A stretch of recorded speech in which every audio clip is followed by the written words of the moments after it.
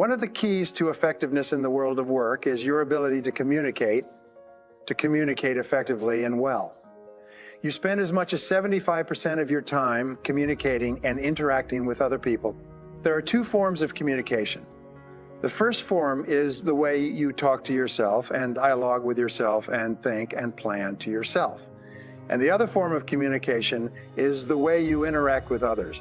And wonderfully, in us, how to communicate is a learned skill, and you can get better and better at it by learning what the best communicators do and practicing it until it becomes a regular part of your repertoire.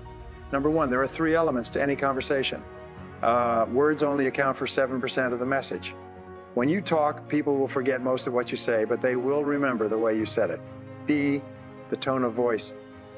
The mere tone of your voice accounts for fully 38% of your message. When you want to sound friendly, warm, reassuring, intimate, or caring when you speak, keep your voice in the lower range where the deeper sounds are. Also, remind yourself to slow down.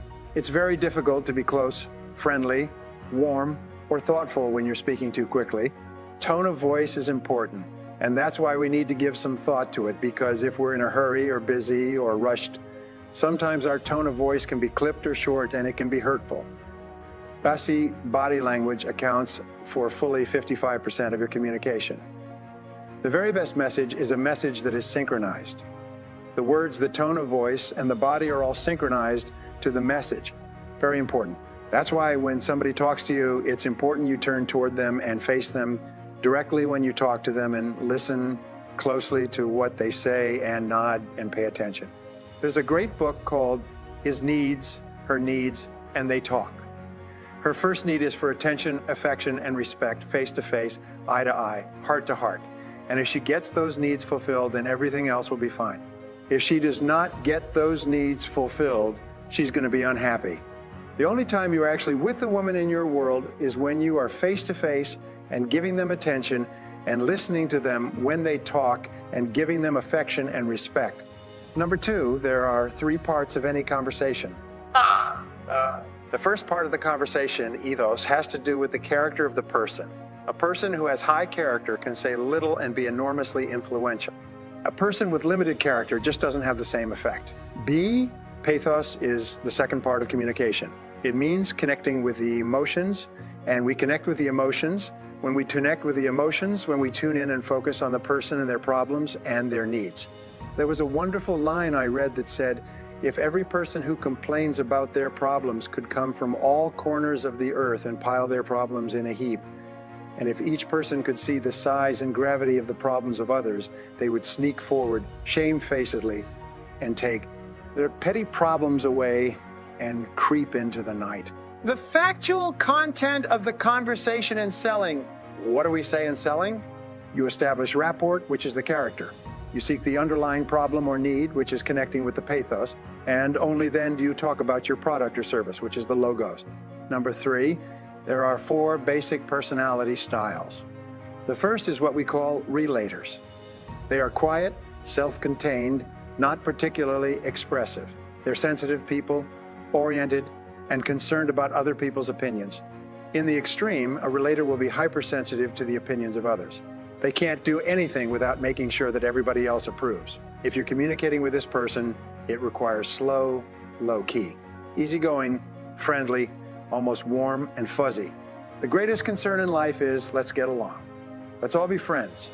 So you find relators in fields like nursing, social services, teaching, small child development, psychology, personnel, or counselors where they relate to other people.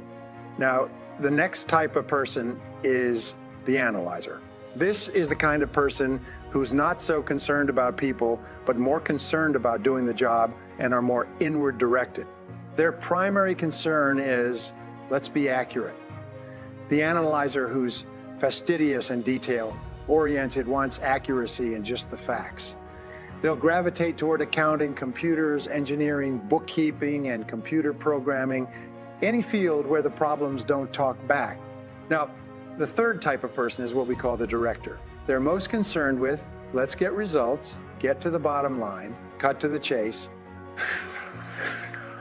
Who do you think is reading Success Magazine, Business Week, Forbes, and Success Books and Success audio programs? It's the director, the go-getter, the one who kicks, you know what, and then takes names. The fourth type of personality is expressive. The socializer is outgoing, direct, valuable, and very people-oriented. Many times they become managers or executives because they have highly integrated personalities. They have both a strong focus on people and a very strong focus on achievement and getting things done. Now, everybody you meet is in one of these 4 quadrants or groups. No matter which style of communicator you are, 3/4 of the people you meet are something else. There's no right or wrong, better or worse style.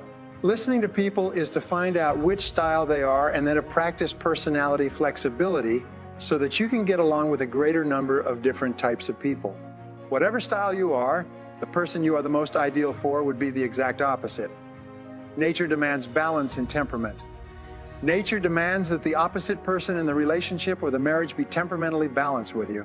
Number 4 is a balanced dialogue. In the ideal conversation, each person will get a chance to talk and each person will get a chance to listen. And there will be about a 10% to 15% period of easy silences. Easy silence. Just comfortable. People are comfortable with silence. Each of us has needs like vitamin and mineral needs to talk, and each of us has needs to listen. However, some people will have 70% of the time they need to talk, and the other person 70% of the time they need to talk, and so they're always clashing because they're both trying to get their talking out. The worst of all is when incompatibility sets in a relationship and both of them only need to talk 10 or 15% of the time, and then there's vast gaps of uncomfortable silence. This is where the two people really don't have very much in common anymore. Number 5, the key to communication is to question for clarification. If you have any doubt at all, ask, "How do you mean?" or "How do you mean exactly?" and then just pause and wait. It's almost impossible not to answer this question. When you ask, "How do you mean?" the other person cannot stop himself or herself from answering more extensively. Follow up with other open-ended questions and keep the conversation rolling along. The way that you overcome your shyness is very simple. Tune into the other person, ask questions, and then listen carefully to the answers. Focus on encouraging the other person to talk about them. In fact, I'll give you a secret for success in life. Seek first to understand, then to be understood. Number 6 is acknowledge and agree. Good conversationalists are active conversationalists. They're not sitting there passively like fence posts. They're actually engaged. Active listening is very, very important. Put down the magazine or newspaper, turn off the television set, lean in, be there the whole time. Number 7, listen attentively. When you listen, his or her feeling of personal value increases. You can actually make another person feel terrific about himself or herself by listening in a warm, genuine, caring way to everything he or she has to say. The more each listens to the other, the more positive and happy each of them feels, and the stronger becomes the bonds of affection between them. Now, the opposite of listening is ignoring. The fastest way to turn a person off, to hurt their feelings, and to make them feel slighted and angry is to simply ignore what they're saying or interrupt them in the middle of a thought. Men are 95% more likely to interrupt a woman than a woman is to interrupt a man. The more you listen to another person, the more he or she trusts you and believes in you. Number 8 is for you to paraphrase the speaker's words in your own words. By paraphrasing the speaker's words, you demonstrate in no uncertain terms that you are genuinely paying attention and making every effort to understand his or her thoughts or feelings. This is where you really prove that you are really listening. So paraphrase it in your own words. Take the time to paraphrase and rethink about paraphrasing while you're listening, and you'll always be a better listener. Number 9 is pause before replying. When you pause, you accomplish 3 goals simultaneously. First, you avoid running the risk of interrupting if the other person is just catching his or her breath before continuing. The second benefit is that you show the other person that you are giving careful consideration to his or her words by not jumping in with your own comments at the earliest opportunity. The third benefit of pausing in conversation is that you will actually hear the other person better. By pausing, you mark yourself as a brilliant conversationalist. All successful people are excellent communicators. So how do you communicate more effectively with others? Now, the first one is a profound communication principle. Be impeccable with your word. What that means is to speak with integrity, which means to say what you mean and mean what you say. Words have the power to create or destroy, so it's a good idea to choose your words carefully and consider their impact before you put them out there in the world. Before you speak or write, I want you to ask yourself these 4 questions. Is it necessary? Is it true? Is it kind? And is it helpful? You know, when you say frivolous, untrue, mean or unhelpful things, it doesn't create a sense of trust or connection in the other person you're communicating with. A lot of people are very careless with their language. The words you use either lift up your energy, make you more creative, or deny your talents. The words you use could reduce your energy. Look at the great business builders, humanitarians, and many of the great artists. They were so careful with their words, and their words lifted people up. They used the language of leadership. The words you use really are like a context or a framework or a stained glass window on the way you see the world. You see the world through a lens, and your language forms that lens of belief. The way you build yourself, architecture, and the way you see yourself in the world is in part through your words. If deep down inside you're coming from scarcity and think, you know what? I'll never have more than the salary that I'm making. Well, then you're not going to go start the big business or read books on financial mastery, because deep inside you would say, what would be the point? I'm not one of those people. If you want to rewire your identity, then you absolutely must dial into this first point of what legendary leaders do in terms of the way they speak, which is to get your precision of languaging right. How did the great military generals get their armies to go out there on fire? It was through their words. Your words to yourself are world class, and also the words you use to your team, to your customers, to your loved ones. So incredibly important. And this leads me to the next communication skill that's probably the most critical skill for everyone on the planet to master, and that is the skill of effective listening. Now, the undeniable truth is we pretend we're listening, but we're really just thinking about what we're going to say next. We're so worried about getting our point across, we pay very little attention to what the other person is trying to say. If you aren't really listening and responding to what the other person is actually saying, ultimately, all you're really doing is having a conversation with yourself. Here's an invaluable tip. Whenever you're having an important conversation, let them go first. Let them empty themselves out first. Be curious how it is that they've come to feel this way, have this point of view. What is it that they are needing you to hear? Now, this takes a commitment to really want to know what the other person is experiencing and needing. Having worked with couples, corporate teams, and diverse community groups, it takes time for people to really feel they've been heard. But if you invest the time and the intention to do that, they will then be ready to hear you and what you're experiencing, what you're needing, and what you're wanting. Sometimes when you've done your best to listen closely to someone, you may not have heard exactly what it was they were trying to say. And that's why it's so important for you to double check and make sure you really understood them correctly.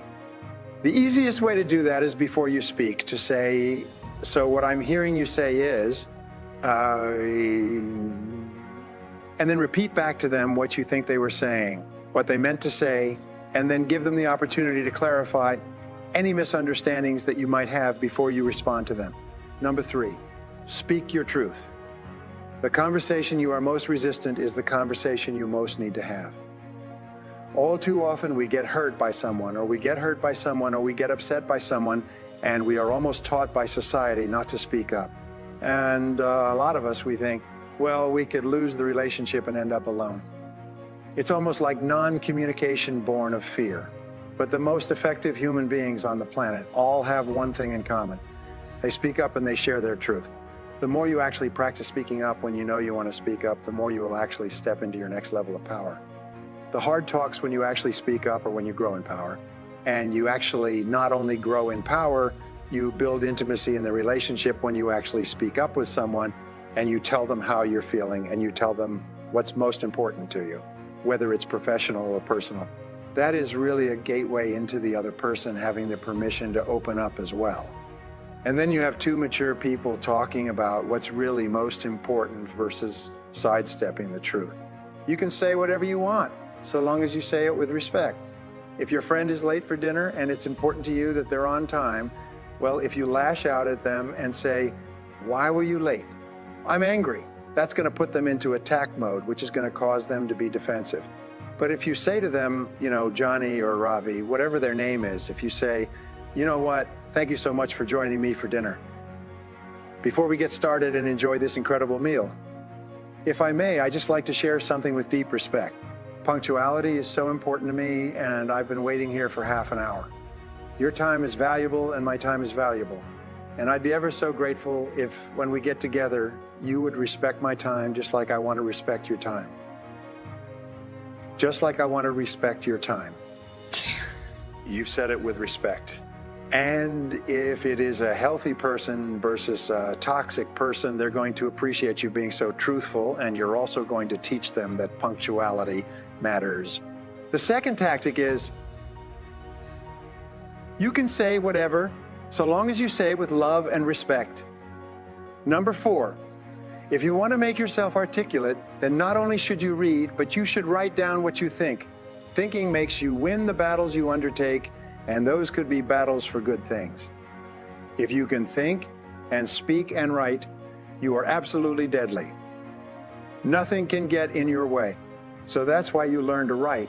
And I know lots of people who've been staggeringly successful and watched them throughout my life. Those people, you don't want to have an argument with them.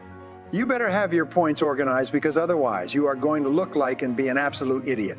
If you're going to speak effectively, you have to know way more than you're talking about. To do that, you have to do a lot of reading.